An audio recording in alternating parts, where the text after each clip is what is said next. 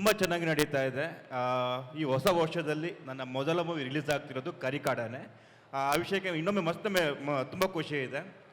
ತುಂಬ ಕಷ್ಟಪಟ್ಟು ತುಂಬ ಇಷ್ಟಪಟ್ಟು ಮಾಡಿರುವಂಥ ಮೂವಿ ಕರಿಕಾಡ.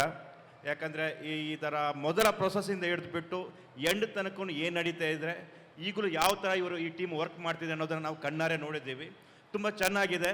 ಬಿಟ್ಟಂಥ ಟ್ರೈಲರ್ಗೆ ತುಂಬ ಅದ್ಭುತವಾದಂಥ ಪ್ರತಿಕ್ರಿಯೆಯನ್ನು ತೋರಿಸಿದ್ದಾರೆ ಎಲ್ಲ ಕಡೆ, ಎಲ್ಲ ಸ್ಟೇಟಿಂದ ಕೂಡ.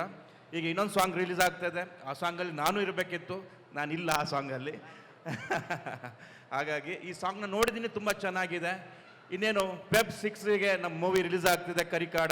ಎಲ್ಲರೂ ನೋಡಿ, ನೀವೆಲ್ಲರೂ ತುಂಬ ಎಂಜಾಯ್ ಮಾಡ್ತೀರಾ. ಎಲ್ಲ ಥರದ ಎಮೋಷನ್ ಈ ಒಂದು ಚಿತ್ರದಲ್ಲಿದೆ. ಸೊ ಎಂಜಾಯ್ ಮಾಡಿ. Thank you sir. ನೀವು ಇರಬೇಕಿತ್ತು ಬಟ್ ಇಲ್ಲ ಅಂತ ಹೇಳಿದ್ರಲ್ಲ, ಯಾಕೆ? ಅವರು ಹೀರೋಯಿನ್ ತುಂಬ ಚೆನ್ನಾಗಿದ್ದಾರೆ, ಅವ್ರನ್ನ ನೀವು ಎತ್ತಾಕೊಂಡು ಹೋಗ್ಬಿಟ್ರೆ ಅಂತನಾ? ಭಯ ಆಗೋಯ್ತಾ? ನಮ್ಮ ಹೀರೋ ಚೆನ್ನಾಗಿದ್ದಾರೆ, ನಮ್ಮ ಹೀರೋಯಿನ್ನು ಚೆನ್ನಾಗಿದ್ದಾರೆ, ಮತ್ತೆ ಗೆಸ್ಟ್ ಅಪಿಯರೆನ್ಸ್ ಆಗಿ ಬಂದಂತಹ ಮೇಡಮು ಚೆನ್ನಾಗಿದೆ, ಎಲ್ಲ ಚೆನ್ನಾಗಿದ್ದಾರೆ. ನಾವು ಶೂಟ್ ಮಾಡಿದಾಗ ನಾನೊಂದು ಲುಕ್ಕಲ್ಲಿದ್ದೆ.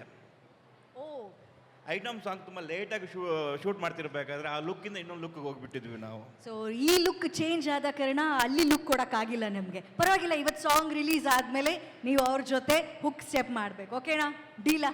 ಏನು ಹುಕ್ ಸ್ಟೆಪ್ ಸರ್? ಮಾಡೋಣ ಅಷ್ಟೇ. ನಮ್ಮ ಟೀಚರ್ ಅಲ್ಲೇ ಇದ್ದಾರೆ, ಮಾಡೋಣ ಖಂಡಿತ.